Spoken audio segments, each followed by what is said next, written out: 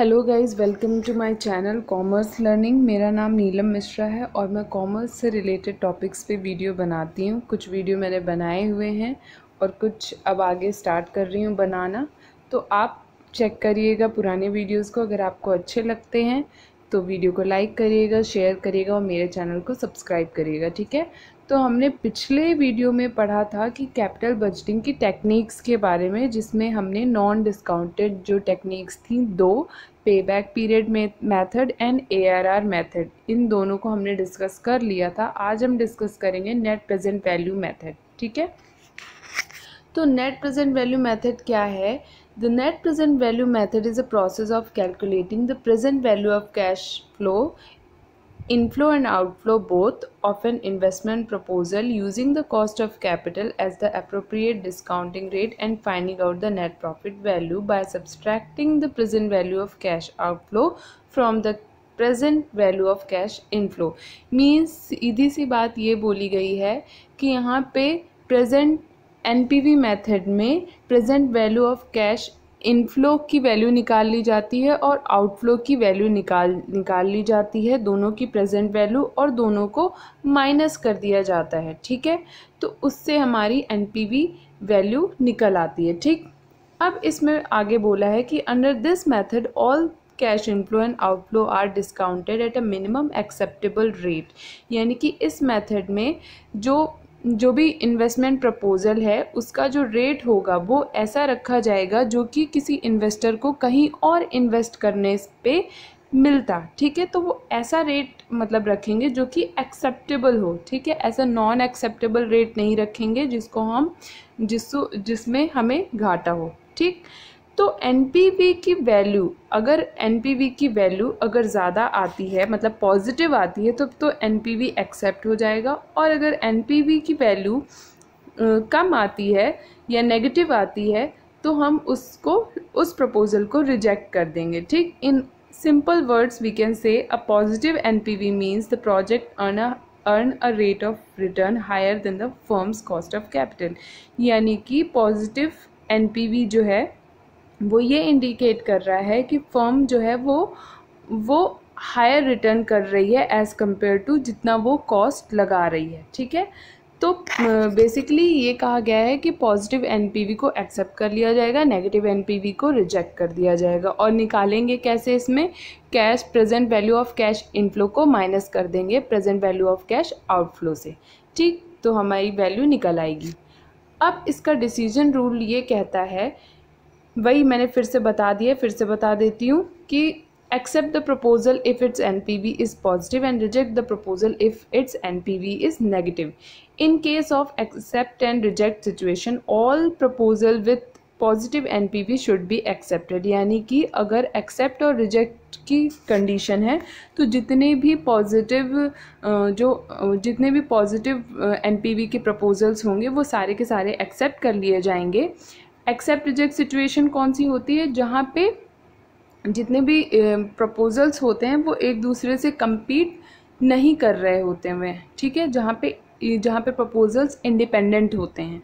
और mutually exclusive अगर proposal है जहाँ पे एक दूसरे से प्रपोजल्स compete कर रहे होते हैं, एक दूसरे पे इंडिपेंडेंट होते हैं, ठीक है, एक की एक्सेप्टेंस दूसरे की एक्सेप्टेंस को एक्सक्लूड कर देती है, वहाँ पे हाईएस्ट NPV को टॉप प्रायोरिटी दी जाएगी और लोवेस्ट NPV वाले प्रपोजल को लोवेस्ट प्रायोरिटी दी जाएगी। अगर NPV 0 है तो वहाँ पे फर्म जो होगी वो इनडिफरेंट होगी between the accept and rejection of that proposal, ठीक। तो ये तो था NPV टेक्निक। इसके एडवांटेजेस ये हैं कि ये टाइम वैल्यू ऑफ मनी को रिकॉग्नाइज करता है, सबसे अच्छी बात है कि टाइम वैल्यू को देखता है। और second point is it consider all cash flow over the entire life of the project in its calculation. यानी कि जो नॉन डिस्काउंटेड टेक्निक्स थी वहाँ पे क्या था कि जैसे ही इनिशियल आउटले रिकवर हो जाता था, यानी जितना पैसा हम लगाते थे प्रोजेक्ट में उतना जब तक रिकवर हो जाता था उसके बाद फिर कैश फ्लो को कंसिडर नहीं किया जाता था। यहाँ पे इस मेथड में कैश फ्लो को तब तक कंसिडर किया जाएगा जब तक कि प्रोजेक्ट की पूरी लाइफ है, ठीक। फिर यहाँ पे बोला है it is considered consistent with the objective of maximizing the welfare of the owner. ये मेथड ऑनर के वेलफेयर के ऑब्जेक्टिव को के बेस पे कंसिस्टेंट रहती है। ठीक, फिर लिमिटेशन क्या है, it is difficult to use. जो रेट होता है, जो डिस्काउंटिंग रेट होता है उसको डिसाइड कर पाना डिफ़िकल्ट होता है, तो इसलिए ये थोड़ा सा डिफ़िकल्ट टू यूज़ है। Second, it presupposes that the discount rate, which is usually the firm's cost of capital, is known, but in practice to understand cost of capital is quite a difficult concept. Yes, I agree कि जो discount rate होता है वहाँ पे इस method में ये मान के चलते हैं कि कॉस्ट ऑफ कैपिटल फर्म की मालूम है, लेकिन इन प्रैक्टिस हम किसी भी फर्म की कॉस्ट ऑफ कैपिटल को पहले से एज्यूम प्री सपोज नहीं कर सकते हैं, वो प्रैक्टिकल ही पता चलेगा। ठीक है, एग्जैक्ट। फिर यहाँ पे थर्ड है, it may not give satisfactory answer when the project being compared involve different amount of investment. यानी कि अगर अलग अलग प्रोजेक्ट है या अलग अलग अमाउंट इन्वेस्टमेंट हमें करना है तो थोड़ा सा अनसेटिस्फैक्ट्री आंसर्स ये देंगे कि कौन सा प्रपोजल को एक्सेप्ट किया जाना चाहिए और कौन सी को नहीं। Then the next method is IRR method, यानी कि internal rate of return method. यहाँ पे ये बोला गया है IRR ऑफ proposal is defined as the discount rate which produce zero NPV। Means कि ऐसी रेट जिस पर प्रपोजल की NPV ज़ीरो होती है और फर्म की NPV ज़ीरो होती है। ठीक है, इस मेथड में क्या होता है कि किसी प्रेजेंट वैल्यू के इनफ्लो को प्रेजेंट वैल्यू के आउटफ्लो से इक्वल कर दिया जाता है। और एक चीज़ बोली गई है, IRR technique timing of cash flow is known but rate of discount is not known, it is calculated by trial and error procedure. ठीक है, यहाँ पे मतलब कैश फ्लो की टाइमिंग तो मालूम रहती है, लेकिन रेट ऑफ डिस्काउंट जो होता है जिसमें हम प्रेजेंट की वैल्यू निकालते हैं वो अननोन रहता है, जो कि हमें ट्रायल एंड एरर प्रोसीजर के द्वारा निकालना पड़ता है। फिर यहाँ पे यही बताया गया है कि present value of cash inflow को बराबर कर दिया जाता है present value of cash outflow से। ठीक, अब यहाँ पे थोड़ा और देखेंगे कि यहाँ पे बोला है the internal rate of return means IRR equate the present value of cash inflow with the present value of cash outflow of an investment. It is called internal rate because it depend solely on the outlay and proceed associated with the project and not any rate determined outside the investment। यानी कि ये solely depend होता है हमारे outlay के ऊपर, ना कि किसी outside investment पे। इसके objective क्या है, ये भी टाइम वैल्यू को कंसिडर करता है like NPV। And second is it covers the cash flow over the entire life of the project, यानी कि जो पूरे प्रोजेक्ट की जितनी लाइफ टाइम है उसका सारा कैश फ्लो को कंसिडर किया जाएगा। It satisfy the user in term of rate of return on capital. Users को सेटिस्फाई करता है in terms of their rate of return which they invest in their capital. And limitations are, first, it involve complicated computation problem. Yes, it is a very lengthy process, that's why it is complicated in use. Second one is it may not give unique answer in all situation. It may yield negative rate or multiple rate under certain circumstances. There are different type of circumstances in which this method give multiple answers. That's why it is unable to give unique answer in all the situations. Okay. Third point is it implies that the intermediate cash inflow generated by the project are reinvested at an internal rate, unlike at the firm's cost of capital under NPV method. The later assumption seems to be more appropriate. यहाँ पे ये ऐसा अनुमान लगाया जाता है कि जो भी कैश फ्लो आएगा उसको हम आने वाले प्रोजेक्ट में री इन्वेस्ट कर देंगे IRR के रेट पे। ठीक है, तो ये एक एज्यूम्शन है, ये यहाँ का सबसे बड़ा ड्रॉबैक है। ठीक है, तो ये तो था IRR मेथड। अब डिसीजन रूल क्या है IRR का, तो पहले तो यहाँ पे क्या करना पड़ता है, फर्म को अपना खुद का required rate of return decide करना पड़ता है, जिसको हम कट ऑफ रेट बोलते हैं या हर्डल रेट बोलते हैं।